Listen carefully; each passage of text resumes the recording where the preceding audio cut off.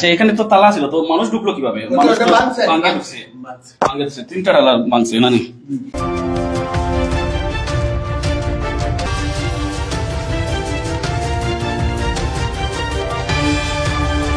গত মাসের এই হোটেলটি অসামাজিক কার্যকলাপের দায়ে অভিযোগ এনে সিলগালা করা হয় প্রশাসন, কিন্তু আজ সকাল অর্থাৎ 6টা সাড়ে 6টার দিকে যেটাতে আগুন দেওয়া হয়। আমরা যেহেতু সকালে ফোন পাইয়া আমরা আইছি, আইয়া আমরা দেখলাম যে আগুনের দল্লা সবটা সারকার হয়ে গেছে।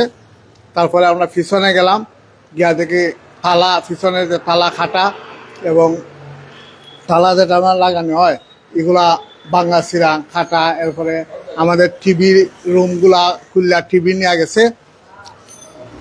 তারপরে এখানে সিসি ক্যামেরার ভিডিও যা ছিল, মনিটর ছিল, ডিবিআর ছিল, এগুলো চললে সরকার হয়ে গেছে। কাউন্টার জ্বলে গেছে আনাম, এবং আমাদের ক্যাশ কাউন্টারও নিচে গিয়ে,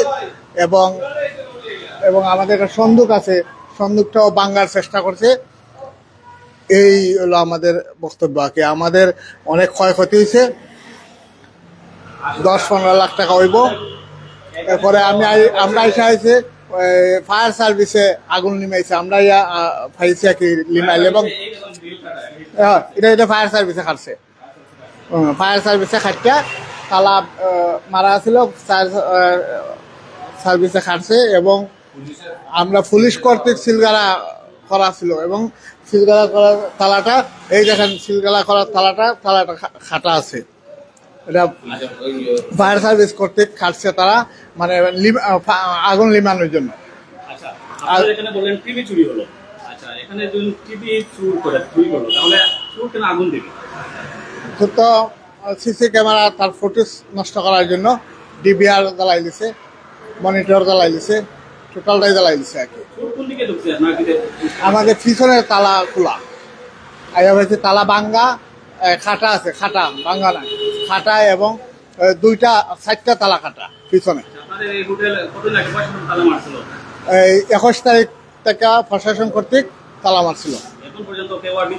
না, এখন পর্যন্ত কোনো লোক আমাদের নাই। আমরা চাইছিলাম নাইট গার্ড দিতাম, ফায়ার ইনচার্জে বলছে না, কাউকে দেওয়া যাবে না। এখন কাউকে সন্দেহ করতেছেন না আগুন দেওয়ার পেছনে? আমরা এগুলা জানতেছি না, মানে আমরা মানে প্রতিক্রিয়াধীন আছে, মানে যোগাযোগ থানার সাথে আমরা 999-এ ফোন দিয়েছি, পুলিশ আইয়া গেছে। আবার এখন আমাদের আরো ম্যানেজার এবং হোটেল পরিচালক থানায় গেছেন। তো 3টা টিভি নিছে, আর তো সিঁড়ি ফাঁক নিছে। আর তো আপনার কাছে ওই দেখো বাংছে, এগুলো বাংছে।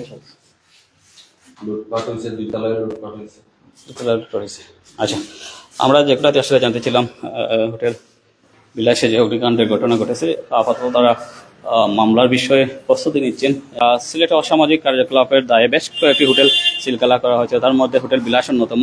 তবে আজকে সকালের দিকে সেটাতে অগ্নিসংযোগ করা হয়েছে। কারা অগ্নিসংযোগ করলো সেটা আসলে অনেকটা অজানা বা রহস্যজনক বলা চলে।